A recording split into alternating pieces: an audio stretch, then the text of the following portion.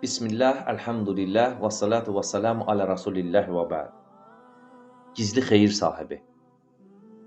Gecə düşəndə, şəhər susanda və qapılar bağlananda bir insan vardı, üzünü örtərdi. Bir insan vardı, tanınmaq istəməzdi. Çiyninə ağır bir kisə alardı. Amma qəlbi o yükdən də daha ağır bir yüklə yüklənmişdi. Çünki ümmətin dərdi ilə dolu idi. O insan qapı-qapı gəzərdi.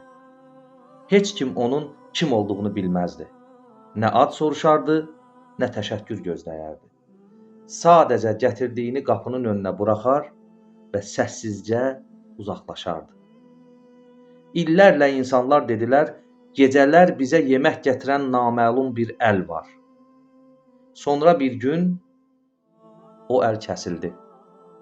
Qapılar açıldı, amma yemək gəlmədi.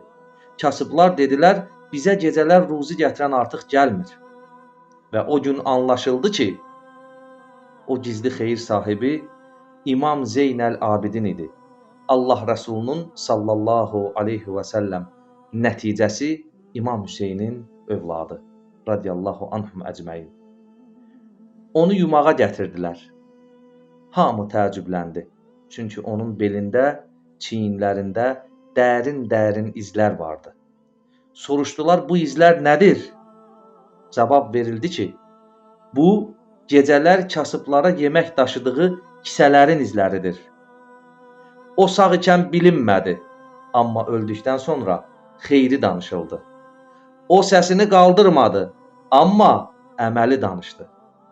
Bəli, bu Əhl-i Beyt əxlaqıdır. Bəli, bu ixlasdır. Bəli, bu Allah üçün edilən yaxşılıqdır. Bəli, bu İslamın yetişdirdiyi şəxsiyyətdir. Və yenə bəli, bu Rasulullahın sallallahu aleyhi və səlləm məktəbindən Rasulullahın sünnəsi ilə məzun olmaqdır. Allah Azza və Cəllə bizlərə bu cür şəxsiyyətlərdən haqqı ilə örnək götürməyi nəsib etsin. Allahumma amin. Dinlədiyiniz üçün təşəkkür edirəm. Subhanaka Allahumma və bihamdik. Əşhədu an la ilahə illə ənt əstəğfiruka və atubu ileyk.